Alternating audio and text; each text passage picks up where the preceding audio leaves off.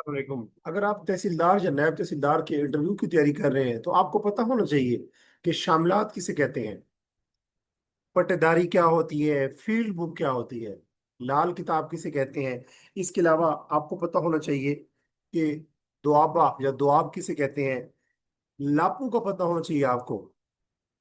गोट का पता होना चाहिए, गोट किसे कहते हैं। और इसी तरह शजरा किश्तवार किसे कहते हैं। ये तो कुछ टर्म्स हैं जो मैं डिस्कस करूंगा आज के लेक्चर में। इसके अलावा आपको पता होना चाहिए कि जो विलेज ऑफिसर्स हैं, विलेज ऑफिसर में कौन कौन लोग शुमार होते हैं, और विलेज ऑफिसर जो होते हैं उनकी रेम्यूनरेशन क्या होती है, यानी उनको क्या उजरत दी जाती है, उनको क्या, उनकी जो सर्विसेज दी जाती है तो उनको क्या दी जाती है सर, उजरत दी जाती है।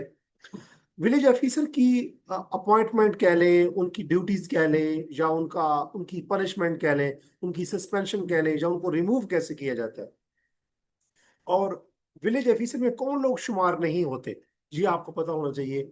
और जो विलेज ऑफिसर की, जैसे मैंने बताया कि रेमुनरेशन जो है उसके बारे में आइडिया होना चाहिए कि वो कितना, उसका रेट क्या है। और ये आपसे पूछा जा सकता है कि जो विलेज ऑफिसर्स हैं, क्या उनकी जो रेमुनरेशन है वो किसी सिविल कोड या रेवेन्यू कोड का जो डिसीजन होता है, जो ऑर्डर होता है, जो वर्डिक्ट होता है, उसके अकॉर्डिंग, उसको फॉलो करते हुए, किसी सिविल या रेवेन्यू कोड के फैसले को फॉलो करते हुए, क्या जो विलेज ऑफिसर्स हैं उनकी जो रेमुनरेशन होती है, जिसको हम सेस कहते हैं, क्या उसको असाइन किया जा सकता है, अटैच किया जा सकता है, या उनके ऊपर कोई चार्ज लगाया जा सकता है। जी आपसे पूछा जा सकता है। विलेज ऑफिसर के हवाले से लैंड रेवेन्यू एक्ट 1967 का कौन सा चैप्टर है जो विलेज ऑफिसर की जो रेमुनरेशन है, उनकी जो सेस है, उनकी अपॉइंटमेंट, उनकी ड्यूटीज, उनकी सस्पेंशन, उनकी पनिशमेंट, उनकी रिमूवल को डील करता है। इसके अलावा आपसे ये पूछा जा सकता है कि जो लैंड रेवेन्यू का जो पूरा प्रोसीजर है, यानी कि लैंड रेवेन्यू कैसे असेस किया जाता है, और आप कह सकते हैं कि revenue officer, sorry not land revenue, जो रेवेन्यू ऑफिसर है उसका पूरा प्रोसीजर जो है वो कैसे फॉलो किया जाता है। रेवेन्यू ऑफिसर में, रेवेन्यू ऑफिसर कौन सा रेवेन्यू ऑफिसर किस रेवेन्यू ऑफिसर के सबऑर्डिनेट होता है, कौन सा रेवेन्यू ऑफिसर किस रेवेन्यू ऑफिसर का सीनियर होता है।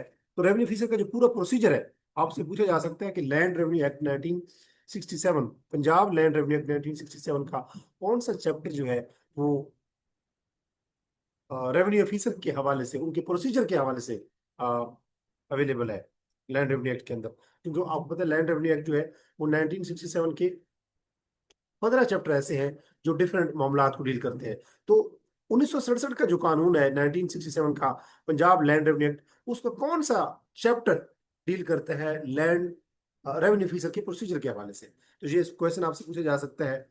और फिर आपसे ये पूछा जा सकता है कि वो कौन से लोग हैं जिनको रेवेन्यू कोड या सिविल कोड का जो डिसीजन या ऑर्डर ऑर्डर आता है उसके अकॉर्डिंगली रेवेन्यू कोड या सिविल कोड के सामने पेश होना चाहिए या उनको एप्लीकेशन देनी चाहिए। इसी तरह वो कौन से लोग हैं जिनको मजबूर नहीं किया जा सकता कि वो लैंड रेवेन्यू या सिविल कोड के सामने अपीयर हो या उनके सामने एप्लीकेशन दें। इसी तरह आपसे ये पूछा जा सकता है कि रेवेन्यू ऑफिसर की क्या पावर्स हैं समन इशू करने के हवाले से। किसी को बुलाना हो कि आप आके अपना एविडेंस दें, स्टेटमेंट रिकॉर्ड करवाएं या डॉक्यूमेंट्स प्रोड्यूस करें, तो वो कौन सा सेक्शन है लैंड रेवेन्यू एक्ट 1967 का जिसके अकॉर्डिंगली रेवेन्यू ऑफिसर को ये अख्तियार होता है, ये पावर होती है, ये अथॉरिटी होती है, जब वो मजाज है, जब उसके पास जवाज है कि वो लोगों को समन इशू कर सके, वो कौन सा सेक्शन है।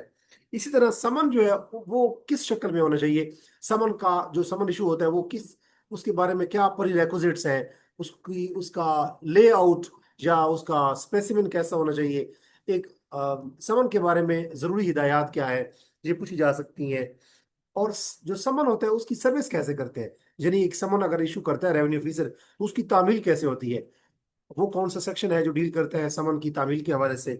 इसके अलावा आपसे पूछा जा सकता है कि एक तो समन होता है, इसके अलावा ऑर्डर भी हो सकता है, इसके अलावा नोटिस भी हो सकता है, प्रोक्लेमेशन भी हो सकती है, तो वो उसकी सर्विस कैसे करते हैं, उसकी तामील कैसे करते हैं। इसके अलावा आपसे पूछा जा सकता है कि जो प्रोक्लेमेशन होती है वो भी बेसिकली किसी जो जमीन से मुतल्लिका जितने स्टेक होल्डर्स होते हैं उनको या तो बुलाने के लिए होती है, या उनको कहा जाता है कि आप अपना एविडेंस जमा करवाएं। तो प्रोक्लेमेशन कैसे बनाई जाती है। और आपसे पूछा जा सकता है कि अगर कोई रेवेन्यू ऑफिसर इंक्वायरी करता है तो उसका स्टेटस क्या होगा, वो इंक्वायरी क्या कहलाएगी, ये पूछा जा सकता है आपसे। फिर आपसे पूछा जा सकता है एक रेवेन्यू ऑफिसर जो है वो कोर्ट का दर्जा कब हासिल करता है। इंक्वायरी करते हुए एक रेवेन्यू ऑफिसर कोर्ट का दर्जा कब हासिल करता है। इसी तरह आपसे पूछा जा सकता है कि रेवेन्यू ऑफिसर कौन सी लैंग्वेज यूज करेंगे। अगर वो पंजाब में किसी भी डिस्ट्रिक्ट में डिवीजन में काम कर रहे हैं तो उनकी लैंग्वेज क्या होगी, कौन सा सेक्शन डील करता है कि रेवेन्यू ऑफिसर की लैंग्वेज क्या होगी। इस तरह आपसे पूछा जा सकता है कि एक रेवेन्यू ऑफिसर किसी बंदे को क्या अरेस्ट कर सकता है, क्या अरेस्ट अगर करेगा तो वो विद विद वारंट करेगा या विदाउट वारंट करेगा। इसके अलावा आपसे पूछा जा सकता है कि एक रेवेन्यू ऑफिसर जो है वो किसी लैंड या किसी प्रेमिसेस यानी किसी की बिल्डिंग में क्या दाखिल हो सकता है। अगर दाखिल हो सकता है तो कब दाखिल हो सकता है, क्यों दाखिल हो सकता है, या अगर वो दाखिल होगा तो उसको कौन कौन सी प्रीरेक्विजिट्स को फॉलो करना होगा। इसी तरह आपसे पूछा जा सकता है कि एक रेवेन्यू ऑफिसर जो है, चाहे वो AC 1 हो या AC 1 से नीचे का दर्जे का बंदा हो, ऑफिसर हो, वो जो रेवेन्यू ऑफिसर है वो कहाँ बैठेगा अपने, जो अपनी सर्विसेज देते हुए अपनी ड्यूटी करते हुए। इसके अलावा आपसे पूछा जा सकता है कि अगर कोई रेवेन्यू ऑफिसर किसी ऐसे दिन कोई वर्डिक्ट जब वो डिसीजन सुनाता है जिस दिन छुट्टी होती है, पब्लिक हॉलिडे होती है, गवर्नमेंट ऑफ पंजाब ने नोटिफाई किया होता है कि फलाना डेट जो है, फॉर एग्जाम्पल 14 अगस्त को छुट्टी है, फॉर एग्जाम्पल 1 मई को छुट्टी है, जो में जो मजदूर है उस पे, तो अगर उस दिन कोई एक रेवेन्यू ऑफिसर डिसीजन करता है तो क्या वो लागू होगा। इसके अलावा आपसे पूछा जा सकता है कि रेवेन्यू ऑफिसर जब अपने फैसले सुनाते हैं, उनकी अपनी रेवेन्यू कोड होती है, तो वो एक सील यूज करते हैं। वो सील की प्रीरेक्विजिट्स क्या है, वो सील कैसी होनी चाहिए, वो कौन सील का जो स्पेसिमेन है, या उसका स्ट्रक्चर, या उसकी डिस्क्रिप्शन, या उसका डिजाइन, या उसका साइज, वो कौन उसका तयन कौन करता है।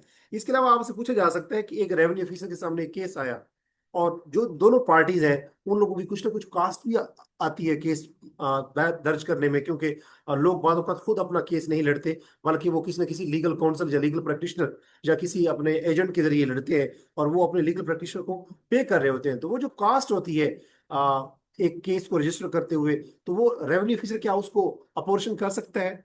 अगर अपोर्शन नहीं करेगा तो फिर क्या प्रोसीजर होगा। इसी तरह आपसे पूछा जा सकता है कि अगर एक रेवेन्यू ऑफिसर ने किसी शख्स को बुलाया कि आप आए हमारे रेवेन्यू कोर्ट के सामने पेश हो और अपना बयान रिकॉर्ड करवाएं, स्टेटमेंट दें, या एविडेंस दें, या आई विटनेस बने, और वो नहीं आता, तो उसकी पेनल्टी क्या होगी, उसकी मैक्सिमम लिमिट क्या है। ये सारे सवालात जो है वो मैं आज की इस वीडियो में कवर करूंगा। अगर आप मेरे चैनल के ऊपर न्यू है तो आप मेरे YouTube channel English with Ajmal Khan को फॉलो करें, ताकि इस किस्म की रेवेन्यू के रिलेटेड और तहसीलदार और नायब तहसीलदार के इंटरव्यू के हवाले से जो इम्पोर्टेंट डेवलपमेंट्स हैं, इंपॉर्टेंट जो कॉन्सेप्ट्स हैं जो इंटरव्यू में पूछे जा सकते हैं, वो आप तक बर वक्त पहुंचते रहें। और अगर आप तहसीलदार और नायब तहसीलदार के इंटरव्यू की तैयारी कर रहे हैं तो आप मुझसे कांटेक्ट कर सकते हैं। मेरे YouTube channel English Ajmal Khan के होम पेज पे जाएंगे, वहां पे आपको कुछ वीडियोस मिलेंगी, कुछ प्लेलिस्ट मिलेंगी, कुछ शॉर्ट्स मिलेंगे और कुछ पोस्ट मिलेंगी। पोस्ट पे क्लिक करेंगे तो आपको मेरा पूरा कुछ फ्लायर मिलेगा, पोस्टर मिलेगा, जिसके ऊपर मेरा व्हाट्सएप नंबर मेंशन होगा। आप मुझसे रब्ता कर सकते हैं।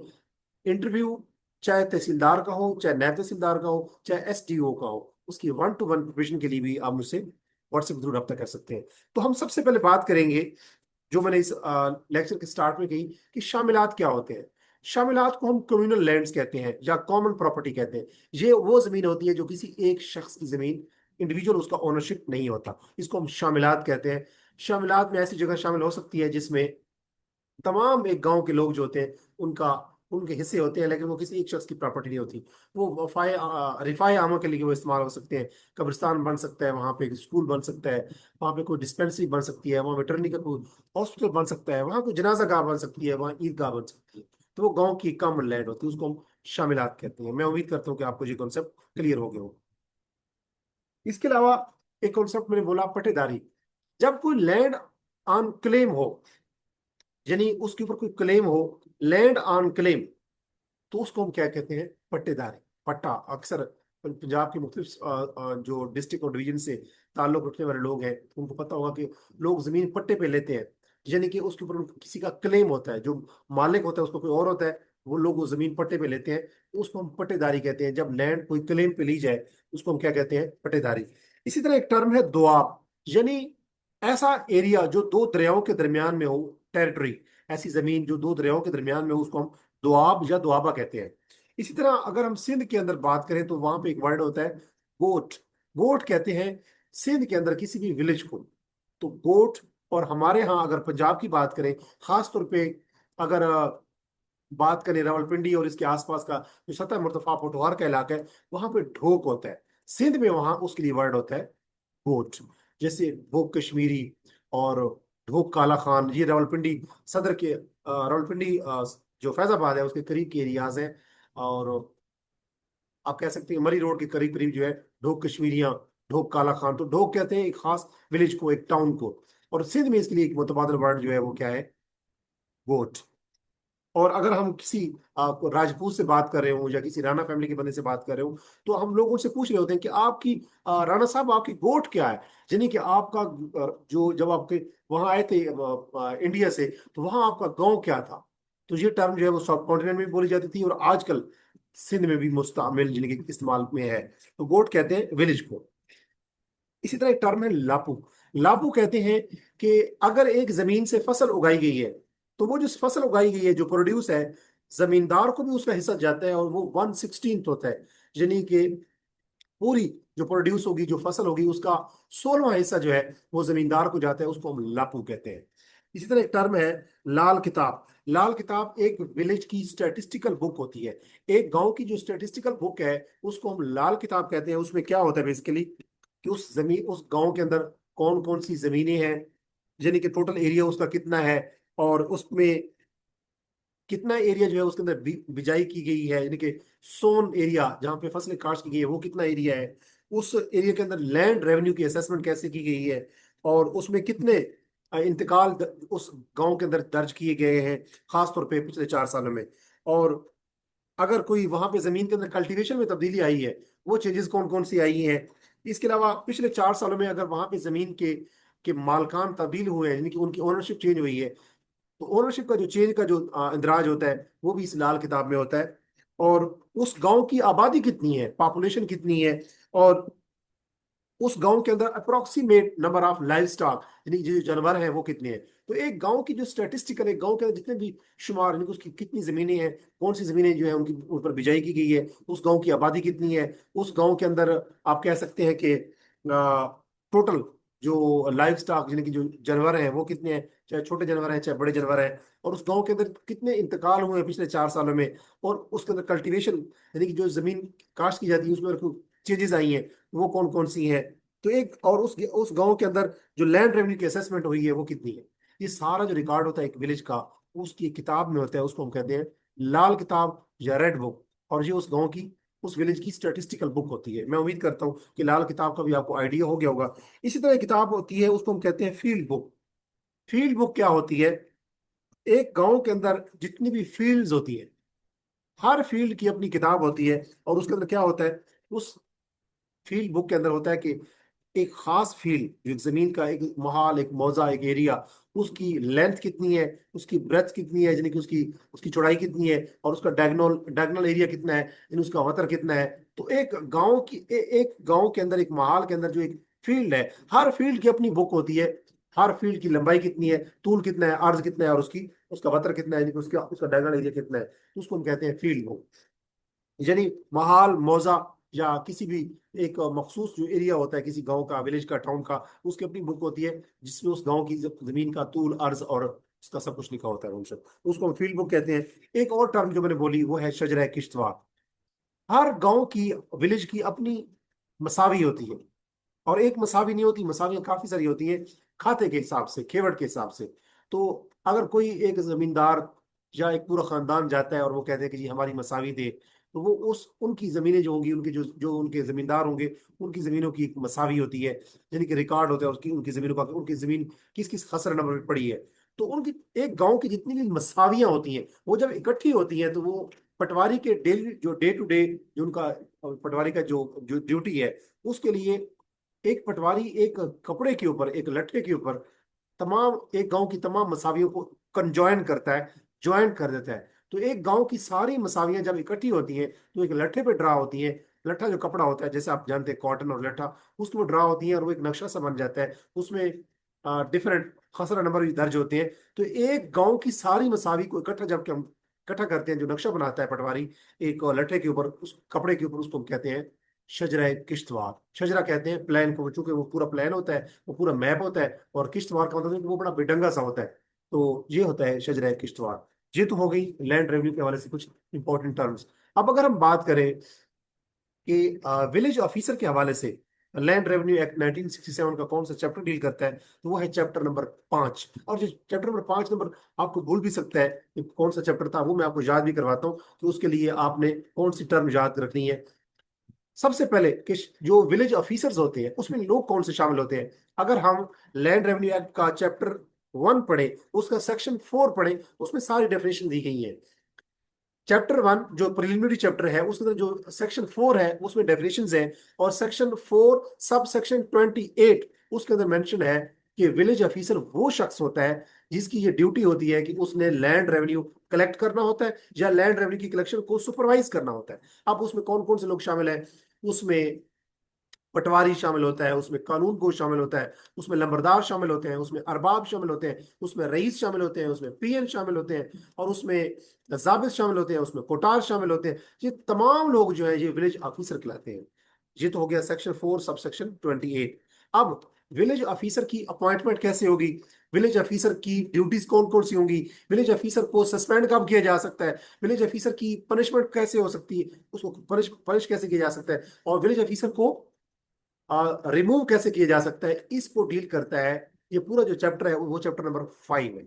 और चैप्टर नंबर 5 के अंदर सेक्शन 36 सेक्शन जो है वो बताता है कि जो बोर्ड ऑफ रेवेन्यू है वो गवर्नमेंट से अप्रूवल लेके, यानी पंजाब गवर्नमेंट से अप्रूवल लेके वो तयन कर सकता है कि विलेज ऑफिसर की को कब अपॉइंट किया जाएगा, उसकी ड्यूटीज क्या होंगी, उसको पनिश कैसे किया जा सकता है, उसकी रिमूवल कैसे हो सकता कब होगी, और उसको सस्पेंड कब किया जा सकता है।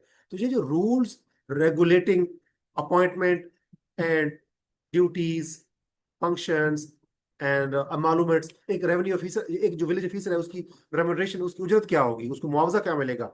तो विलेज ऑफिसर के हवाले से उसकी अपॉइंटमेंट, उसकी रेमुनरेशन या उसकी मालूमेट्स, उसकी ड्यूटीज, उसको सस्पेंड करना, उसको पनिश करना, उसको रिव्यू करना, इसके हवाले से जितने भी रूल्स हैं वो बोर्ड ऑफ रेवेन्यू बनाता है। लेकिन बोर्ड ऑफ रेवेन्यू खुद नहीं बनाएगा, बल्कि गवर्नमेंट ऑफ पंजाब से पहले अप्रूवल लेगा। ये डील करता है section 36 of chapter 5 of land revenue act 1967।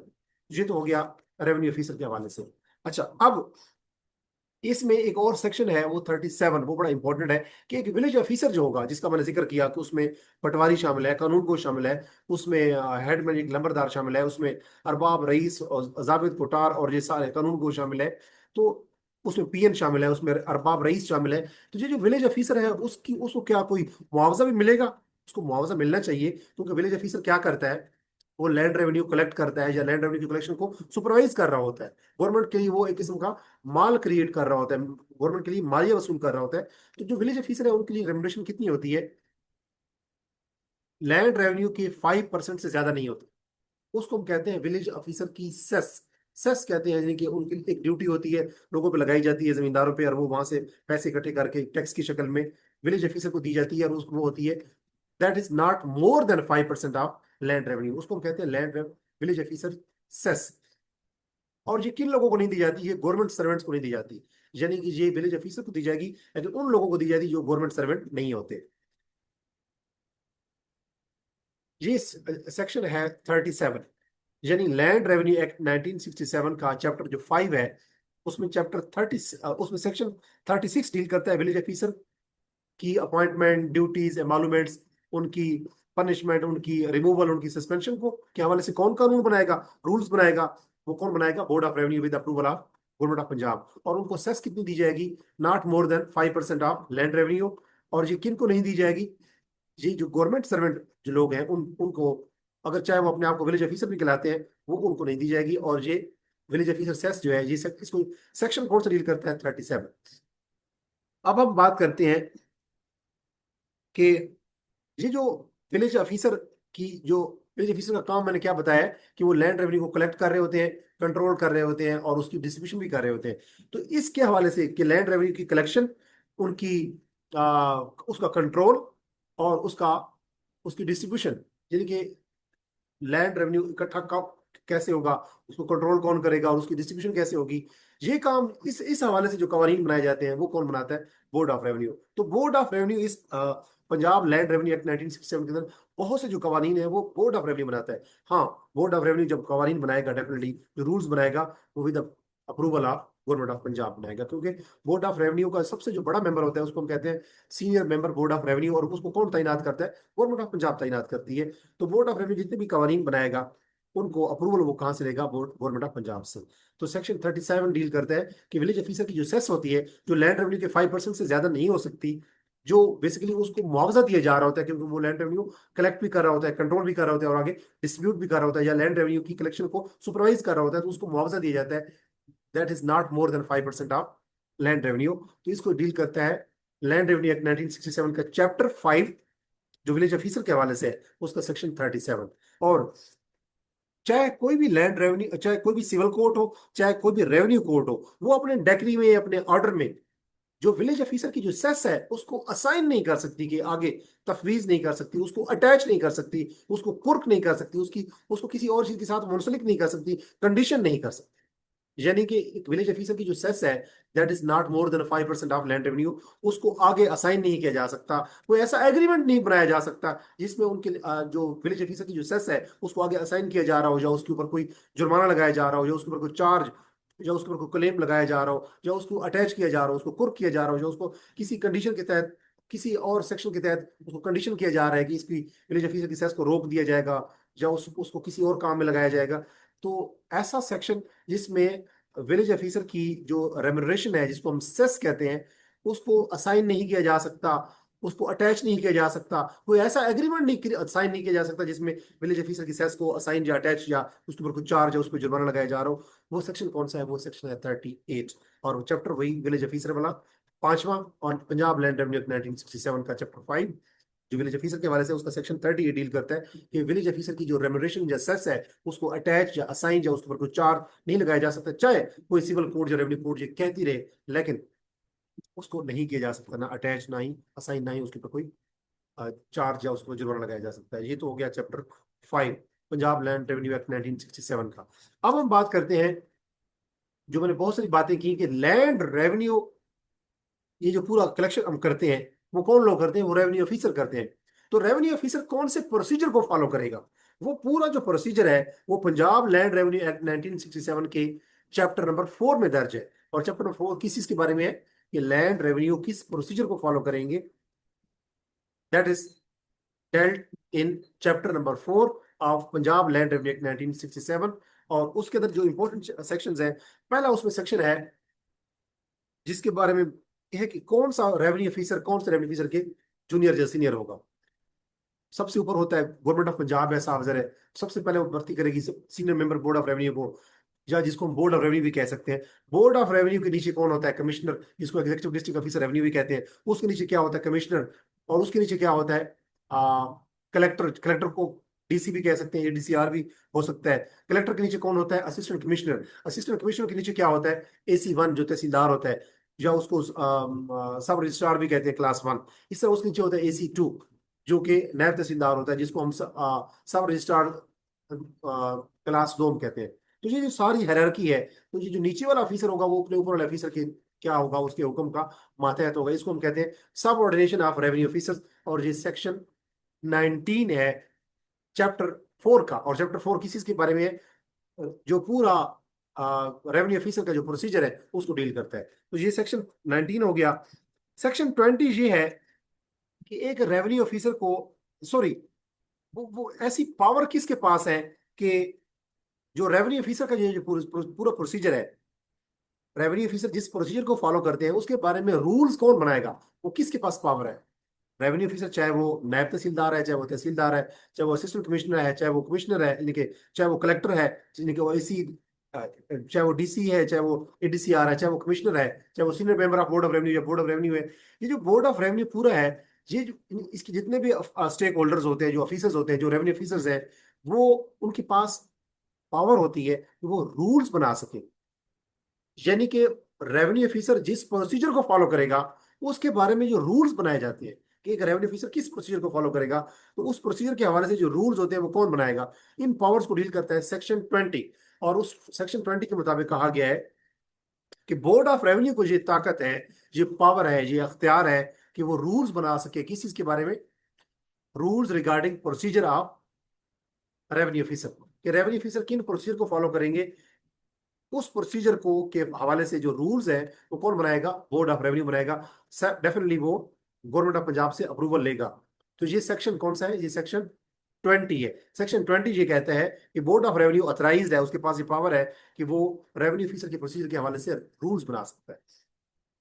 अब हम बात करते हैं सेक्शन 21 कि वो कौन से लोग हैं जो एक रेवेन्यू कोर्ट या सिविल कोर्ट के सामने अपीयर हो सकते हैं, या वो एप्लीकेशन दे सकते हैं रेवेन्यू कोर्ट के सामने या रेवेन्यू ऑफिसर के सामने। वो लोग कौन है, या तो वो पार्टीज खुद होंगी जो जो एग्रीव्ड पार्टीज होंगी, या डिफेंडेंट पार्टी होगी, यानी मुदई होगा या मुद्दा इलह होगा, या वो उनका कोई अथराइज्ड एजेंट्स हो सकते हैं, या उनका कोई लीगल काउंसल यानी उनका कोई वकील हो सकता है।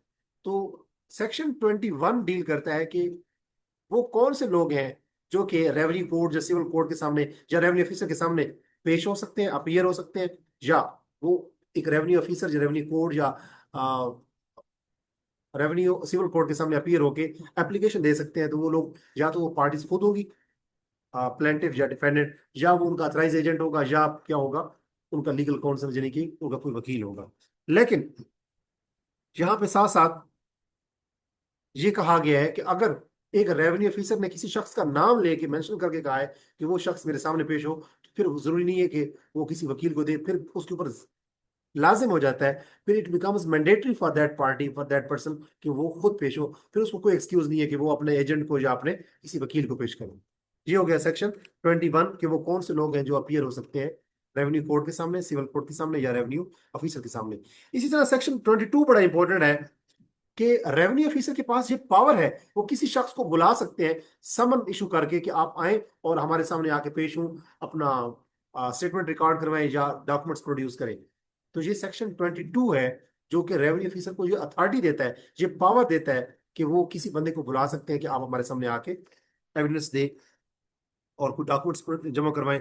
लेकिन यहाँ पे कुछ एग्जेम्पशंस भी हैं, और वो एग्जेम्पशन कौन सी हैं, कोड ऑफ सिविल प्रोसीजर 1908 के मुताबिक सेक्शन 132 और सेक्शन 133 जो है वो एग्जेम्पशंस हैं कि रेवेन्यू ऑफिसर किसी भी शख्स को नहीं बुला सकता, बल्कि सेक्शन 132 के मुताबिक वो खातून को नहीं बुला सकता। इनकी खातून को ये की जो उनकी जो अटेंडेंस है, पर्सनल अटेंडेंस है, वो क्या है, एग्जेम्प्टेड है, कि खातून जो है जरूरी नहीं है कि खातून आए। इसी तरह सेक्शन 133 जो है वो है हाई रैंक ऑफिशियल, कि प्रेसिडेंट को कहना कि आप आ जाए मेरे सामने, गवर्नर को कहें कि आप मेरे सामने आ जाए, या प्राइम मिनिस्टर को या चीफ मिनिस्टर को या जो बड़े बड़े मिनिस्टर्स हैं उनको कहा जाए कि आप हमारे सामने आके पेश हो। तो हाई रैंकिंग ऑफिशियल जो है वो one section 133 section high rank official, और 132 जो है उसके मुताबिक क्या है, किसी खातून को आप आ, ये एग्जेम्पशन हासिल है, ये इस्तिस्ना हासिल है कि वो उसको नहीं बुलाया सकता एक रेवेन्यू ऑफिसर कि आप मेरे सामने आए और आके अपना बयान रिकॉर्ड करवाएं या डॉक्यूमेंट्स प्रोड्यूस कर सके। तो ये सेक्शन है, ये जो एग्जेम्पशन है ये है 132 खवातीन के हवाले से, 133 हाई रैंकिंग ऑफिशियल के हवाले से, और ये कोड ऑफ सिविल प्रोसीजर 1908 के तहत हासिल है किन को, खवातीन को 132 के तहत, और 133 के तहत हाई रैंक ऑफिशियल यानी governor, president, prime minister, chief minister, और जो हाई जो मिनिस्टर्स होते हैं उनको ये हासिल है कि वो उनको एग्जेम्पशन है कि उनकी पर्सनल अटेंडेंस जरूरी नहीं है एक रेवेन्यू ऑफिसर के सामने। सेक्शन कौन सा चल रहा था, 22, यानी जब जिसमें बताया गया कि रेवेन्यू ऑफिसर को जो पावर है वो किसी को बुला के कह सकता है कि हमें अपने आई विटनेस के तौर पे पेश हो, या अपना स्टेटमेंट रिकॉर्ड करवाएं या डॉक्यूमेंट प्रोड्यूस करें जो नेसेसरी जो मुनासिब समझता है रेवेन्यू ऑफिसर। तो ये सेक्शन 22 है जिसके अंदर कोड ऑफ सिविल प्रोसीजर 132 और 133 जो है वो एग्जेम्पशन है खवातीन और हाई रैंकिंग ऑफिशियल के हवाले से। सेक्शन 23 ये डील करता है कि जो समन है वो लिखे हुए होने चाहिए, वो डुप्लीकेट होने चाहिए, रेवेन्यू ऑफिसर जो उसको इशू करेगा वो उस पर साइन करेगा, और वो क्या होने चाहिए, सील होने चाहिए, यानी कि वो जो जो समन इशू होगा वो सील्ड होगा, वो ओपन नहीं होगा। तो कोई समन जो है जो रेवेन्यू ऑफिसर इशू करेगा वो तो डुप्लीकेट करेगा, उसकी दो कॉपी होंगी, एक अपनी कॉपी अपने पास रखेगा रिकॉर्ड के लिए और एक इशू करेगा, और उस पर वो साइन करेगा जो रेवेन्यू ऑफिसर, और फिर उसके बाद वो रिटर्न फॉर्म में होने चाहिए, ऑरल नहीं हो सकते, और वो सील्ड होने चाहिए। ये सेक्शन 23 डील करता है, इसमें तीन बातें हैं, साइन, इन राइटिंग और सील्ड, तीन बातें सेक्शन 23 में है। उसके बाद के जो समन्स है इनकी तामील के बारे में सेक्शन है 24, कि समन जो है वो डेफिनेटली जिस बंदे को देना है उस बंदे को खुद ब खुद दिया, उसके उस डायरेक्टली उस बंदे को दिया जाएगा। अगर वो बंदा अवेलेबल नहीं है तो उसके घर में कोई मेल अडल्ट मेंबर, उसको दिया जाएगा। या उनके घर को लॉक लगा हुआ है, जब वो बंदे घर में नहीं है तो उनके घर के ऊपर, दरवाजे के ऊपर चश्मा किया जाएगा। या जिस एरिया के अंदर उनका घर है, उस घर के अंदर, उस गांव के अंदर किसी कंस्पिकुअस, यानी बड़ी जो प्रोमिनेंट जगह है, वहां पे लगाया जाएगा, चश्मा किया जाएगा। और अगर वो बंदा वहां पे भी नहीं है तो रेवेन्यू ऑफिसर जो कंसर्न है, वो जिस डिस्ट्रिक्ट में लगा हुआ है उस डिस्ट्रिक्ट के सबसे पहले, यानी जिस एरिया में उस बंदे की जमीन है, उस डिस्ट्रिक्ट के कलेक्टर को, यानी डीसी को या एडीसीआर को इशू किया जाएगा। और वो फिर मुतलका आगे पूरा प्रोसीजर फॉलो करेगा, जो कि समन को की तामील का हुक्म होता है। उसके बाद सेक्शन 25 है कि कोई ऑर्डर, कोई नोटिफिकेशन, कोई प्रोक्लेमेशन, उसकी सर्विस कैसी होगी। वो भी वैसे ही होगी जैसे कि सेक्शन 24 में समन की तामील का हुक्म है। उसी तरह किसी नोटिस, किसी ऑर्डर, किसी प्रोक्लेमेशन, जो उसकी कॉपी को भी हम उसकी तामील करते हैं, जो उसकी सर्विस करते हैं। आगे है सेक्शन 26 के जो प्रोक्लेमेशन है वो कैसे की जाती है। प्रोक्लेमेशन में बेसिकली आप कह सकते हैं कि एक ऐलान किया जाता है। तो ऐलान कैसे किया जाएगा? ढोल पीट के, यानी कि बीट ऑफ ड्रम के जरिए, या जो उस इलाके में जो रिवाज है उस हिसाब से उसको लोगों को सुनाया जाएगा। और ऐसा भी हो सकता है कि एक केस में बहुत सारे लोग हो जिनको बताया जाना जरूरी हो, तो अब हर बंदे के नाम समन या नोटिस या ऑर्डर या उसको बताया नहीं जा सकता, उसको बुला बुला के। तो एक ऐलान किया जाता है, एक मुनादी की जाती है ड्रम ढोल पीट के। जैसे लोग माह रमजान में लोगों को जगाने के लिए ढोल पीट रहे होते हैं कुछ इलाका में, जैसे खुशाब में खास तौर पे मैंने ये रिवायत अब भी देखी है। तो इसी तरह प्रोक्लेमेशन में भी एक ढोल पीट के बताया जा रहा होता है। वो ढोल कौन पीटने वाला कौन होगा? वो भी इसी तरह रेवेन्यू, ये जो विलेज ऑफिसर है वही होगा। वो ढोल पीट के बता रहा होगा कि ये ऐलान है इस मखसूस इलाके के लोगों के बारे में, उनके जो भी रेवेन्यू ऑफिसर की तरफ से ऐलान होगा। तो ये है section 26, mode of making proclamation. Proclamation कैसे की जाती है। एक सबसे इंपॉर्टेंट सेक्शन है चैप्टर 4 के अंदर। ये चैप्टर 4 ही हम पढ़ रहे हैं, जो कि बेसिकली जो रेवेन्यू ऑफिसर के प्रोसीजर को डील कर रहा है। सेक्शन 19 से लेकर ये सेक्शन 35 तक जा रहा है। तो सेक्शन 27 इसका बड़ा इंपॉर्टेंट है कि इस चैप्टर के अंदर, या इस लैंड रेवेन्यू एक्ट 1967 के अंदर जितनी भी इंक्वायरीज होंगी उनको समझा जाएगा कि वो जुडिशियल प्रोसीडिंग्स है। यानी inquiries held under this act. Act से मुराद क्या है? 1967 का act, Punjab land revenue act 1967। 1967 के कानून के मुताबिक या एक्ट के मुताबिक जितनी भी इंक्वायरीज होंगी, लैंड रेवेन्यू जो ऑफिसर करेगा, वो जितनी भी जो जो रेवेन्यू ऑफिसर करेगा, जितनी भी इंक्वायरीज, उनको क्या समझा जाएगा कि वो जुडिशियल प्रोसीडिंग्स है, वो अदालत की कार्रवाइयां हैं। और जो भी रेवेन्यू ऑफिसर ये इंक्वायरी कर रहा होगा उसको रेवेन्यू कोर्ट समझा जाएगा। तो सेक्शन 27 के मुताबिक जितनी भी इंक्वायरीज होगी लैंड रेवेन्यू एक्ट 1967 के तहत, उनको क्या समझा जाएगा? जुडिशियल प्रोसीडिंग समझा जाएगा। लेकिन इसमें इंपॉर्टेंट बात जो है, जो आपने याद रखनी है, वो ये है कि इसमें section 193 Pakistan penal code, PPC, section 193, section 219 और सेक्शन 228, ये जो है ये इंपॉर्टेंट है। यानी कि कहने का मतलब ये है कि जो जो जुडिशियल प्रोसीडिंग्स है, जो एक रेवेन्यू ऑफिसर जब भी इंक्वायरी कर रहा होगा, उसकी इंक्वायरी को क्या समझा जाएगा? Judicial proceeding. और अगर उसकी इंक्वायरी को जुडिशियल प्रोसीडिंग प्रोसीडिंग समझा जाएगा, तो तीन सेक्शन बड़े इंपॉर्टेंट है। Section 193 of Pakistan penal code 1860, section 219 of Pakistan penal code 1860, और इसी तरह section 228 of Pakistan penal code 1860। वो तीन सेक्शन क्या है? सेक्शन 193 जो है, 193 जो है, वो है कि कोई बंदा जिसकी इंक्वायरी की जा रही है वो फॉल्स एविडेंस नहीं दे सकता, वरना उसके ऊपर जुर्माना होगा, जो कि 7 मंथ तक जा सकता है, उसको फाइन भी दिया जा सकता है, इस किया जा सकता है। सेक्शन 219 ये है कि कोई जो ऑफिशियल है, जो रेवेन्यू ऑफिसर है, चाहे पब्लिक सर्वेंट है, चाहे वो मजिस्ट्रेट है, चाहे वो जज है, वो कोई करप्ट या मेलिशियस प्रैक्टिस नहीं कर सकता। कि वो फैसला सुनाते हुए, डेक्री सुनाते हुए वो करप्शन नहीं कर सकता, वो मलिशियस एक्टिविटी नहीं कर सकता।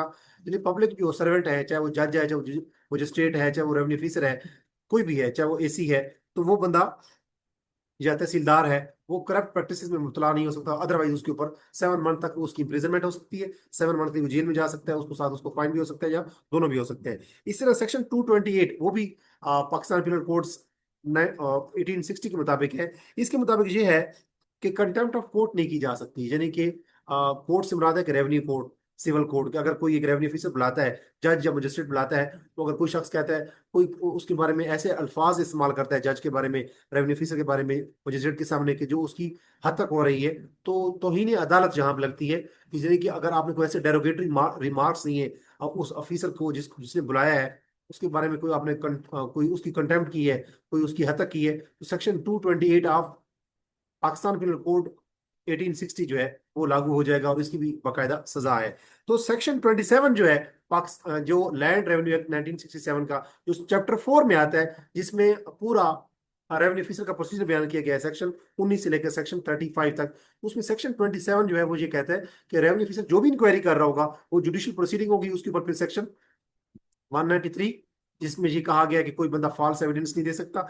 सेक्शन 219, इसमें कहा गया है कि कोई भी जो पब्लिक ऑफिशियल है वो करप्शन या कोई मलिशियस एक्टिविटी नहीं कर सकता। और सेक्शन 228 के मुताबिक कहा गया कि कंटेम्प्ट ऑफ कोर्ट लगेगी उस बंदे पे जो कोई डेरोगेटरी रिमार्क्स देता है, या जो कोई हतक करता है इस ऐसे रेवेन्यू ऑफिसर की, या ऐसे जज या मजिस्ट्रेट की, जो कि किसी को बुलाएगा अपने सामने पेश होने के लिए। अब बात करते हैं सेक्शन 28। सेक्शन 28 बताता है चैप्टर 4 का, चैप्टर 4 किसी के बारे में है, जिसमें बार बार बता रहा हूँ, वो बताता है कि रेवेन्यू ऑफिसर का प्रोसीजर क्या होगा। तो रेवेन्यू ऑफिसर का जो प्रोसीजर का चैप्टर 4 है, उसमें सेक्शन 28 बताता है कि जो रेवेन्यू ऑफिसर्स हैं वो कौन सी लैंग्वेज इस्तेमाल करेंगे। इनकी उनकी लैंग्वेज पंजाबी होगी, सराइकी होगी, पश्तो होगी, उर्दू होगी, क्या होगी, तो ये कौन तय करेगा? ये बेसिकली गवर्नमेंट ऑफ पंजाब तय करती है कि कौन सी लैंग्वेज इस्तेमाल करेंगे रेवेन्यू ऑफिसर। अब अगर कोई बंदा है वो सराइकी स्पीकर है, और अगर वो किसी ऐसे एरिया में उसको तहसीलदार बनाया जाए जो कि पश्तो स्पीकिंग लोग हो, तो अब वो वहां सराइकी अगर बोलता रहेगा तो लोगों को समझ नहीं आएगी। लिहाजा उस किसी पंजाब के किसी एरिया में कौन सी लैंग्वेज इस्तेमाल करेगा रेवेन्यू ऑफिसर, ये कौन तय करेगा? गवर्नमेंट ऑफ पंजाब तय करेगी। और लैंग्वेज ऑफ रेवेन्यू ऑफिसर को डील करता है सेक्शन 28। इसी तरह सेक्शन 29 ये है कि अगर कोई बंदा डिफॉल्टर है, यानी कि उसने लैंड रेवेन्यू अपना नहीं जमा करवाया, एरियर उसके अभी तक पेंडिंग है, या किसी मामले में भी वो उसने कोई डॉक्यूमेंट प्रोड्यूस नहीं किया, अगर कोई डिफॉल्टर है तो उसको अरेस्ट भी किया जा सकता है। रेवेन्यू ऑफिसर उसको अरेस्ट कर सकता है, लेकिन वारंट इशू करेगा साहब। तो arrest on warrant, revenue officer arrest कर सकता है किसी बंदे, किसी डिफॉल्टर को ऑन वारंट, और इसको डील करता है section 29 of chapter 4 Punjab land revenue act 1967। इसी तरह सबसे इंपॉर्टेंट एक सेक्शन है इस चैप्टर का, वो है सेक्शन 30, कि एक रेवेन्यू ऑफिसर जो है वो किसी की जमीन में, लैंड में या प्रेमिसेस में, उसकी जो उनकी जो जो अहाता होता है उसमें वो एंटर हो सकता है। किसके लिए?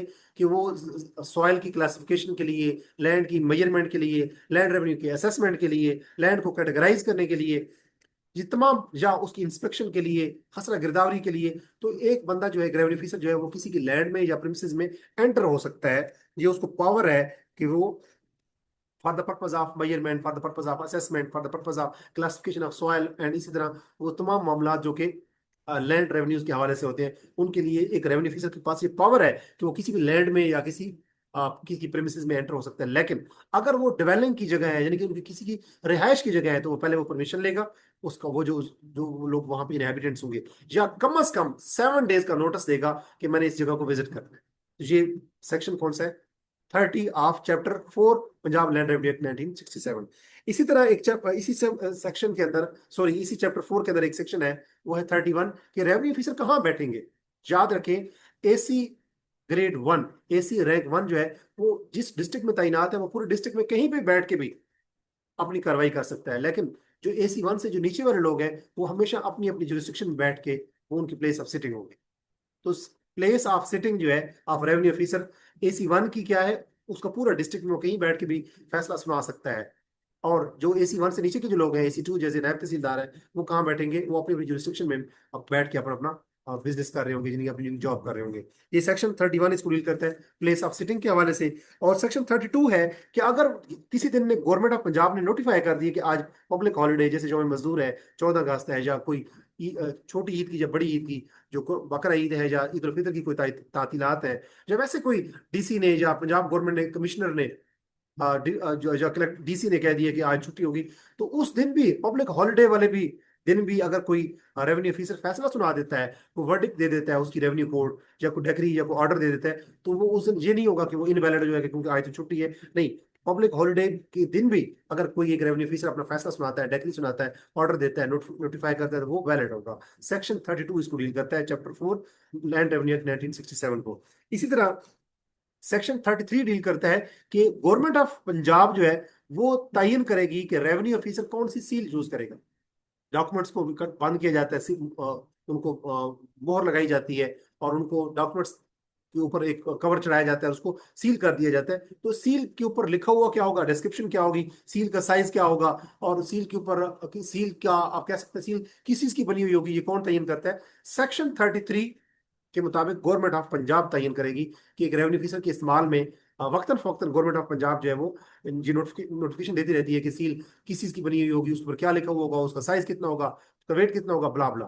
तो ये गवर्नमेंट ऑफ पंजाब तयन करती है। सेक्शन 33 डील करता है सील के हवाले से जो रेवेन्यू ऑफिसर के इस्तेमाल में होती है, और ये भी चैप्टर नंबर 4 में है, जो कि रेवेन्यू ऑफिसर के प्रोसीजर को डील करता है, लैंड रेवेन्यू एक्ट 1967 का चैप्टर 4 सेक्शन 33 सील को डील करता है। इसी तरह कॉस्ट, अगर कोई बंदा रेवेन्यू ऑफिसर के सामने केस लेके आया है तो डेफिनेटली वो खुद भी आ सकता है, वो अपने वकील को भी कर सकता है, यानी कि जुडिशियल या जिसको हम लीगल काउंसिल कहते हैं, तो उसको कुछ ना कुछ कॉस्ट बियर करनी पड़ेगी, यानी कि उसका कोई ना कोई वकील उसकी फीस लेता है। तो ये जो कॉस्ट है, रेवेन्यू ऑफिसर ये फैसला सुना सकता है कि ये कॉस्ट को अपॉर्शन किया जाए, यानी कि वो जो दूसरा बंदा है उसके ऊपर अगर कोई जो हर्जाना आता है तो वो कॉस्ट उससे रिकवर की जाए। या अगर रेवेन्यू ऑफिसर कहता है कि उससे कॉस्ट को मैं अपॉर्शन नहीं करता, कि जो कॉस्ट लगी है उसकी केस को चलाने में, केस दर्ज करने में, केस की सुनवाई में, आगे जितनी भी तारीखें आती हैं, और वो जो अपने लीगल वकील को, उनके लीगल काउंसिल को जो फीस देता है, जो कॉस्ट बियर करता है, एक रेवेन्यू ऑफिसर के पास ये अख्तियार है कि वो उसको अपॉर्शन करे या उसको इग्नोर कर दे। अगर वो इग्नोर करेगा, अपॉर्शन नहीं करेगा, तो वो रेवेन्यू ऑफिसर लिखेगा, रिकॉर्ड करेगा, रीजन रिकॉर्ड करेगा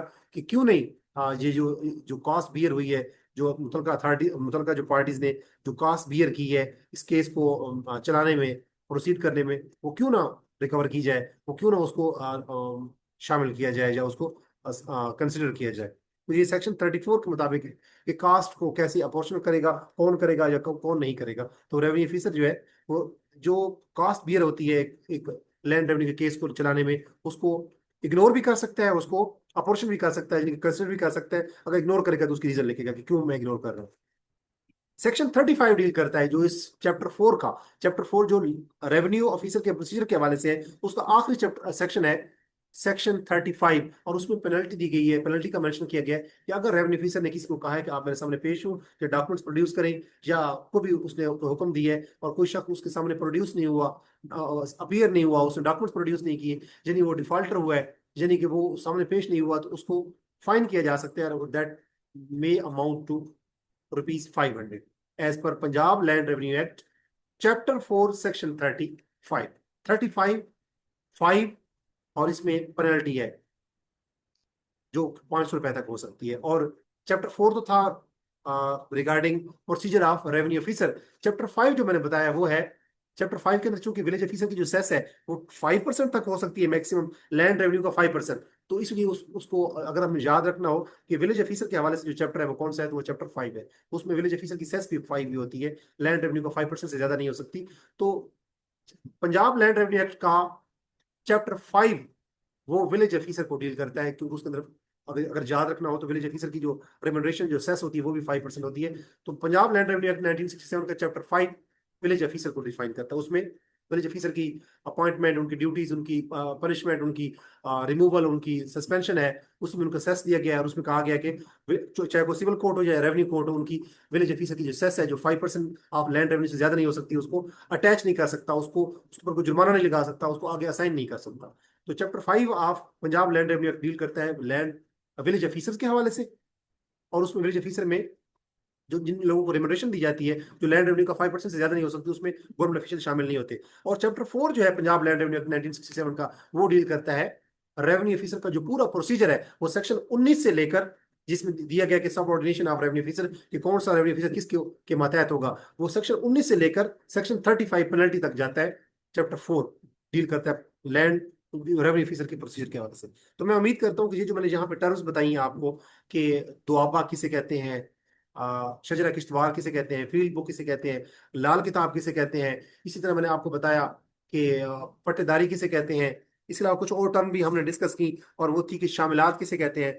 फिर हमने कहा कि गोट या लापू किसे कहते हैं, और फिर हमने लाल किताब के बारे में बात करते हुए साथ ये कहा कि फील्ड बुक क्या होती है, शजरा किश्तवार क्या होता है। ये रेवेन्यू की टर्म्स, और section 4, sorry chapter 4 of Punjab land revenue act जो कि डील करता है रेवेन्यू ऑफिसर के प्रोसीजर के हवाले से, और चैप्टर 5 जो डील करता है विलेज ऑफिसर्स के हवाले से। इसके हवाले से जो डिटेल ये लेक्चर था, मैं उम्मीद करता हूँ कि ये नायब तहसीलदार और तहसीलदार के इंटरव्यू की तैयारी के लिए आपके लिए यूजफुल और मुफीद और बेनिफिशियल साबित होगा। अगर आप 1 to 1 इंटरव्यू की तैयारी करना चाहते हैं नायब तहसीलदार और तहसीलदार की सीट की या एसडीओ की पोस्ट की, तो आप मुझसे रब्ता कर सकते हैं। मुझसे रब्ता करने के लिए इस मेरे YouTube channel English with Ajmal Khan के होम पेज पे जाएंगे, वहां आपको वीडियोस नजर आएंगी, प्लेलिस्ट नजर आएंगी, शॉर्ट्स नजर आएंगी, और पोस्ट नजर आएंगी। पोस्ट पे जाएंगे तो वहां पे कोई ना कोई आपको पोस्टर नजर आएगा, फ्लायर नजर आएगा, वहां पे मेरा व्हाट्सएप नंबर मेंशन होगा। आप मुझसे रब्ता कर सकते हैं इंटरव्यू की तैयारी के लिए, खासतौर पे एसडीओ पैरा और नायब तहसीलदार और तहसीलदार के इंटरव्यू की तैयारी के लिए। 1 to 1 सेशन होगा, और जिसकी फीस इंतहाई माकूल है। मैं उम्मीद करता हूँ कि ये यूट्यूब लेक्चर आपके लिए यूजफुल साबित होगा। अगर ये लेक्चर आपके लिए यूजफुल साबित हुआ है तो इस वीडियो के कमेंट सेक्शन में अपनी राय से मुझे जरूर इन्फॉर्म करें, और अगर ये वीडियो आपके लिए यूजफुल है तो इस वीडियो को उन लोगों के साथ जरूर शेयर करें जो नायब तहसीलदार या तहसीलदार के इंटरव्यू की तैयारी कर रहे हैं। अपना बहुत सारा ख्याल रखिएगा। अल्लाह हाफिज। मैं अपनी आने वाली वीडियो में नायब तहसीलदार और तहसीलदार के इंटरव्यू की तैयारी के लिए एक नए थीम के साथ आपकी खिदमत में दोबारा हाजिर होगा। अल्लाह हाफिज।